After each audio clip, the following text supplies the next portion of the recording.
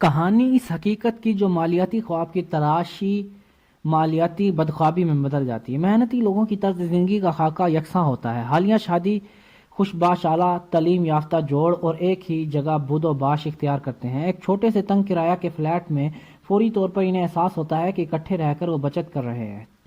مشکل یہ ہے کہ فلیٹ چھوٹا ہے۔ وہ خواب دیکھتے ہیں کہ بچت میں بڑھاوا کر کے ایک کشادہ ذاتی گھر خرید لیں جہاں ان کے بچے بہتر زندگی گزار سکیں۔ ان کی آمدنی بھی دگنی ہوتی ہے۔ وہ اپنے کیریئر پر توجہ کرتے ہیں۔ ان کی آمدنی میں اضافہ ہوتا ہے۔ جوں جوں آمدن میں اضافہ ہوتا ہے ان کے اخراجات بھی اسی رفتار سے اضافہ ہوتا ہے۔ کسی شخص کے سب سے زیادہ اخراجات ٹیکس واجبات پر اٹھتے ہیں۔ بہت سے لوگوں کا خیال ہے یہ انکم ٹیکس ہے، مگر اکثر امریکنوں کے لیے سب سے بڑا ٹیکس سوشل سیکیورٹی ہے۔ ایک ملازمت پیشہ شخص یہ سمجھتا ہے کہ سوشل سیکیورٹی ٹیکس اور میڈی کیئر ٹیکس کی مدد میں وہ اندازاً 7.5% ادا کر رہا ہے، مگر در حقیقت یہ 15% ہے، کیونکہ آجر کو اتنی ہی رقم سوشل سیکیورٹی میں ادا کرنا ہوتی ہے اور رقم ملازم کو دینے کے بجائے حکومت کے خزانے میں جمع کرواتا ہے۔ اس پر طرح یہ ہے کہ آپ کو اس رقم پر جو آپ کی تنخواہ سے کاٹ کر مالک نے سوشل سیکیورٹی کی مد میں ادا کی ہے، ایک بار پھر اس پر انکم ٹیکس ادا کرنا پڑتا ہے۔ یہ وہ رقم تھی جو کبھی آپ کو نہ ملی بلکہ سیدھی سوشل سیکیورٹی کے بجٹ میں چلی گئی۔ پھر ان کی ذمہ داریوں میں اضافہ ہوتا ہے۔ ایسے مذکورہ نئے شادی شدہ جوڑوں کی طرف ایک بار پھر رجوع کر کے واضح کیا جا سکتا ہے کہ ان کی آمدنی بڑھنے کے نتیجے میں وہ اپنی مرضی کا گھر خریدنے کے لیے نکل کھڑے ہوتے ہیں۔ جب وہ اس گھر میں رہائش اختیار کرتے ہیں تو ان پر ایک اور ٹیکس لاگو ہو جاتا ہے جسے پراپرٹی ٹیکس کہتے ہیں۔ پھر وہ ایک نئی گاڑی خریدتے ہیں اور نیا فرنیچر خریدتے ہیں اور دوسرا نیا گھریلو سامان خریدتے ہیں، اور پھر اچانک وہ بیدار ہوتے ہیں اور دیکھتے ہیں کہ ان کی مالی ذمہ داریوں کا کالم رہن اور کریڈٹ کارڈز کے قرضوں سے اٹا پڑا ہے، اور اب ریٹ ریس شروع ہوتی ہے، اور اس دوران ایک بچہ پیدا ہوتا ہے۔ وہ زیادہ محنت کرتے ہیں، مسائل اور زیادہ ہو جاتے ہیں، اور یہ سلسلہ اسی طرح خود کو دہراتا رہتا ہے۔ جب آمدنی زیادہ ہوتی ہے تو انکم ٹیکس کی شرح بڑھ جاتی ہے۔ اسے بریکٹ کریپ کہتے ہیں۔ ڈاک کے ذریعے ایک کریڈٹ کارڈ وارد ہوتا ہے، وہ اسے استعمال کر لیتے ہیں، خرچہ کارڈ سے تجاوز کر جاتا ہے۔ ایک قرض کمپنی فون کر کے انہیں اطلاع دیتی ہے کہ ان کے بیش قیمت اثاثے یعنی ان کے ذاتی گھر کی قیمت زیادہ ہو گئی ہے۔ کمپنی انہیں بل کنسولیڈیشن لون کی پیشکش کرتی ہے کیونکہ انہوں نے باقاعدگی سے اپنے واجبات ادا کیے تھے، اور انہیں اصلاح دیتے ہیں کہ ان کا بہترین لائحہ عمل یہی ہوگا کہ وہ کریڈٹ کارڈ کے ذریعے اس سے زیادہ سود والے قرض کو ادا کریں، اور ان کے گھر پر سود کے علاوہ ٹیکس کی کٹوتی بھی۔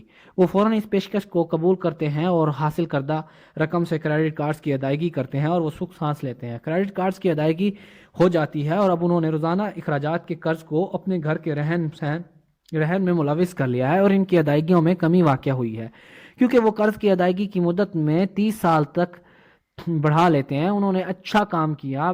ہمسائے انہیں خریداری پر جانے کے لیے کہتے ہیں کیونکہ میموریل ڈے سیل شروع ہو چکی ہے، یہ وقت پیسہ بچانے کا ہے۔ وہ خود سے یہی کہتے ہیں کہ ہم خریداری نہیں کریں گے، صرف گھوم پھر کر آ جائیں گے۔ برصورت اگر کوئی چیز انہیں پسند آئی بھی تو وہ کریڈٹ کارڈ استعمال کریں گے۔ میں ایسے شادی شدہ جوڑوں سے بار بار ملتا ہوں، ان کے نام کوئی بھی ہوں، ان کی تکلیف ایک جیسی ہوتی ہے۔ وہ میرے لیکچر میں حاضری دے کر میری باتیں سننے آتے ہیں۔ وہ مجھ سے پوچھتے ہیں کیا ہم زیادہ روپیہ کما سکتے ہیں۔ اخراجات میں اضافہ کر کے انہوں نے آمدنی کو بڑھانے کا سوچا ہے۔ ابھی تک انہیں یہ پتہ نہیں چلا کہ ان کی مشکلات کی اصل وجہ یہ ہے انہوں نے بغیر سوچے سمجھے اخراجات میں اضافہ کیا ہے، اور یہی برائی کی جڑ ہے۔ اس کی وجہ اقتصادی حالت ہے، اور انہیں اثاثے اور بوجھ کے درمیان فرق کا ادراک نہیں ہے۔ آمدنی زیادہ کرنے سے شاذ ہی مالی مسائل حاصل ہوتے ہیں، ذہانت سے انہیں حل کیا جاتا ہے۔ ایسے لوگوں کے بارے میں میرے ایک دوست کا کہنا ہے، اگر تم کو اندازہ ہو جائے کہ تم نے ایک گڑھا کھود لیا ہے تو اسے مزید کھودنا بند کر دو گے۔ جب میں بچہ تھا تو میرا ڈیڈ عام طور پر مجھ سے کہا کرتا کہ جاپانیوں کو 3 طاقتوں کے بارے میں آگاہی تھی: تلوار کی طاقت، ہیرا اور آئینہ۔ تلوار کی طاقت قوت کا مظہر ہے، اور امریکہ نے فوجی طاقت بڑھانے پر اربوں ڈالر خرچ کیے ہیں، اور اس وقت یہ دنیا کی سب سے بڑی عسکری قوت ہے۔ ہیرا دولت کی طاقت کی عکاسی کرتا ہے، اور اسی کہاوت میں کچھ سچائی ہے: سنہری اصول کو یاد رکھو، جس کے پاس دولت ہوتی ہے وہی قانون وضع کرتا ہے۔ آئینی ذاتی علم کی طاقت کا مظہر، خود بینی اور خود شناسی جاپانی کہاوت کے مطابق ان میں سب سے زیادہ اہم ہے۔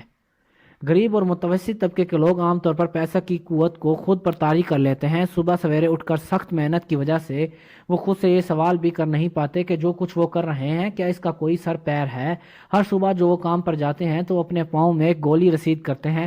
پیسے کی اتفاق طاقت کے بارے میں زیادہ جانکاری نہ ہونے کے باعث زیادہ تر لوگ اس قوت کے تابع ہو جاتے ہیں. اب یہ طاقت ان کے خلاف عمل پیرا ہوتی ہے.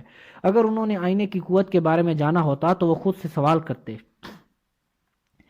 کیا اس تگ و ود کا کوئی سر پیر ہے. بسا اوقات اپنے اندر کے شعور کو نظر انداز کرتے ہیں. وہ دوسروں کو دیکھا دیکھی کام کرتے ہیں اور اپنے اندر کی آواز کو دباتے ہیں اور بھیڑ چال میں شامل ہو جاتے ہیں. غور و خوض کے بغیر وہ اندھی تقلید کرتے ہیں اور متعدد بار وہ بغیر سوچے سمجھے وہی چیزیں دہراتے ہیں اور جو لوگ ان کے کانوں میں ڈالتے ہیں ایسے خیالات جیسے وسعت اور تمہارا گھر تمہاری پہچان ہے, یہ تمہارا اپنا گھر تمہاری سب سے بڑی سرمایہ کاری ہے, یا اگر تم زیادہ قرض لوگے تو تمہیں ٹیکس میں چھوٹ ملے گی, یا مستحکم نوکر ڈھونڈو, یا غلطیاں نہ کرو, یا خطرہ مول نہ لو وغیرہ وغیرہ. بعض لوگوں کے نزدیک مجمع کے ساتھ تقریر کرنا موت کے خوف سے زیادہ ڈراؤنا ہے. نفسیات کے ماہرین کے نزدیک عوام کے سامنے اپنے خیالات کا اظہار خوف معاشرے سے قطع تعلق ہونے, منفرد ہونے, نکتہ چینی, جنگ ہسائی اور تنہا رہ جانے کے خوف کی وجہ ہے. صرف اس ڈر کی وجہ سے لوگ انوکھے دکھائی نہ دیں وہ اپنے مسائل کے حل کے لیے نئی سوچ اپنانے سے کتراتے ہیں. اسی لیے میرے باپ نے کہا تھا کہ جاپانی لوگ آئینے کی قوت کو خاص اہمیت دیتے ہیں کیونکہ اس میں دیکھ کر ہی ہمیں سچائی دکھائی دیتی ہے, اور زیادہ تر لوگ جب یہ کہتے ہیں کہ خطرہ مول نہ لو تو اس کی وجہ ہمارے اندر کا خوف ہوتا ہے, اور اس خوف کا کھیل تعلقات, کیریئر اور پیشہ ہر جگہ سامنا ہے.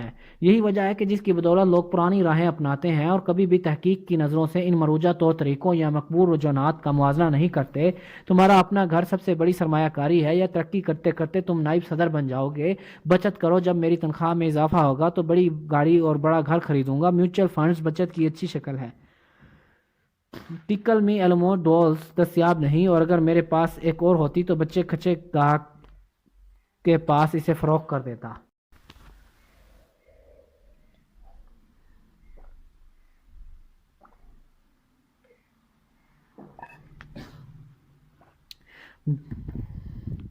بہت سے اقتصادی مسائل اس وقت جنم لیتے ہیں جب ہم دوسروں کی اندھا دھند تقلید کرتے ہیں. ضروری ہے کہ کبھی کبھی ہم خود کو آئینہ میں دیکھیں اور اپنے اندر کی سچائی کو ڈھونڈ نکالیں. اس کے ہم ڈرتے رہیں. جب میری مائی کی عمر 16 برس تھی تو اسکول میں ہمیں مشکلات پیش آئی. ہم بڑے لڑکے نہ تھے مگر غیر مرئی طور پر ہم اپنی جماعتوں سے الگ ہوتے گئے.